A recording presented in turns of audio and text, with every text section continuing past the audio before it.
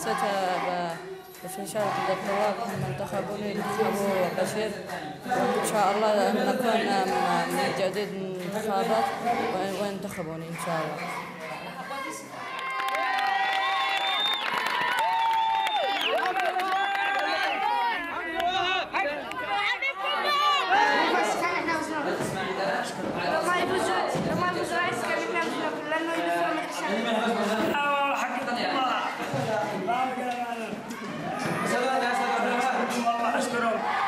يعني أنا عن نفسي فرحان جدا، ليس أني فقط بشير فهد.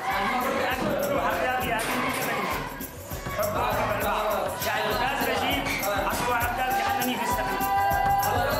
علي رياض محمد كلهم قالوا أهم شيء.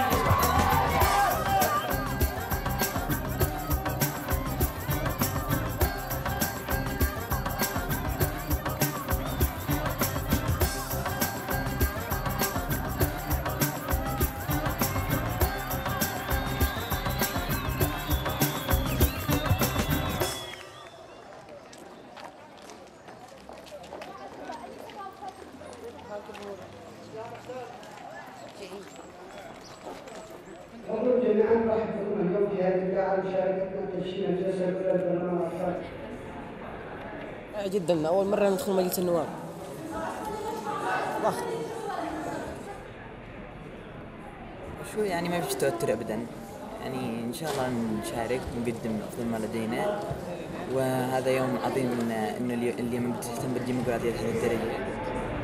Children's voices, as represented through the elected members in the Children's Parliament, are now being heard not only in Parliament but across Yemen. Further to this, they are influencing policy to further the rights of children. You have a heavy responsibility in representing the issues of those that have elected you and all children in Yemen.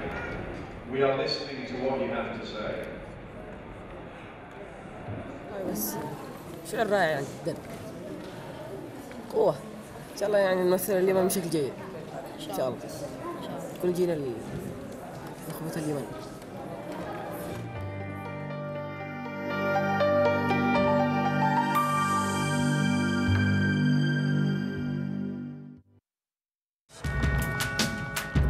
Leaders are remembered, be they loved or feared. Alone they are inscribed on the pages of history. But what of the men and women whose hands build their monuments and whose blood stains their battlefields? The people who, against all odds, wield the power to reshape history. People in power at this time on AlJazeera. The Golan Heights, one of the spoils of the 1967 war, home to 20,000 Israelis and source of 1/3 of all Israel's water. But what of the Syrians left behind? With families torn apart and all borders closed, they come to talk to their loved ones across the Shouting Valley. Across the Shouting Valley on AlJazeera. 14 competing teams, 13 different venues, 3 host nations. Cricket is part of the fabric of life here, and this competition is the pinnacle of the one-day game.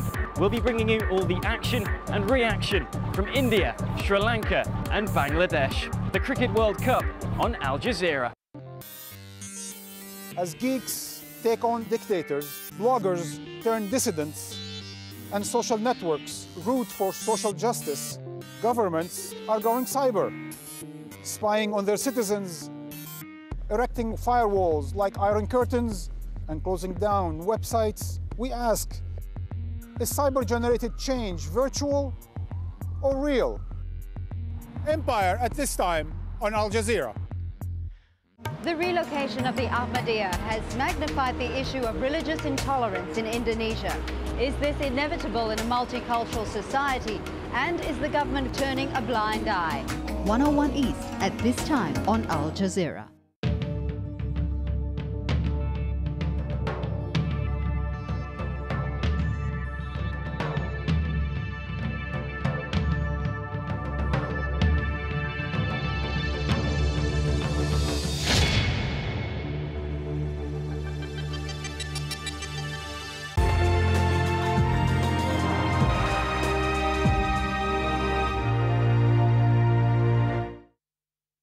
This is Al Jazeera.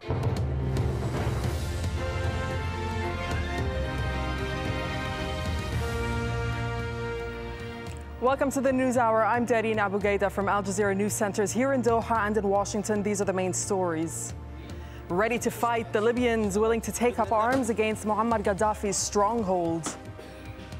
They're willing, but is the army able? A stark assessment of the weak firepower at the rebels' disposal. They love me, all my people with me. They love me all. A man in a corner and in denial, what Muammar Gaddafi wants the world to know. I'm Jane Dutton in Washington, where senior officials are sending a clear message to the Libyan regime. Now is the time for Colonel Gaddafi to step aside to prevent further bloodshed.